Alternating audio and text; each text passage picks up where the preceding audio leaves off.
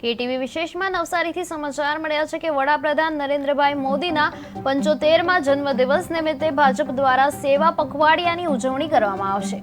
આ ઉજવણી 17 સપ્ટેમ્બરથી 2 ઓક્ટોબર સુધી ચાલશે અને નવસારી જિલ્લામાં વિવિધ સેવાકીય કાર્યક્રમોનું આયોજન કરવામાં આવ્યું છે, જેમાં કાર્યક્રમોમાં રક્તદાન શિબિર, મેડિકલ ચેકઅપ કેમ્પ અને વૃક્ષારોપણ કરવામાં આવશે।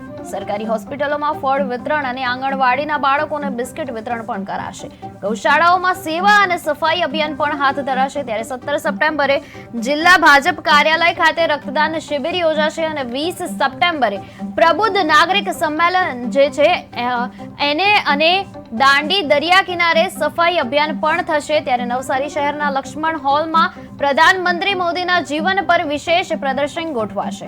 સિવિલ હોસ્પિટલોમાં પણ ભોજન વિતરણ અને કુપોષિત બાળકોને કીટ પણ વિતરણ કરવામાં આવશે।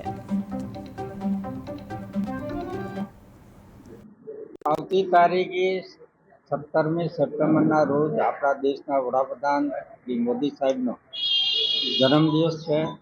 એને લઈને નવસારી જિલ્લા ભારતીય જનતા પાર્ટી દ્વારા નવસારી જિલ્લામાં સેવા પખવાડિયું 17 તારીખથી 2 ઓક્ટોબર સુધી સેવા પખવાડિયામાં અનેક સેવાકીય કામો કરીને મોદી સાહેબના જન્મદિવસ ઉજવવાનું નક્કી કરવામાં આવ્યું છે।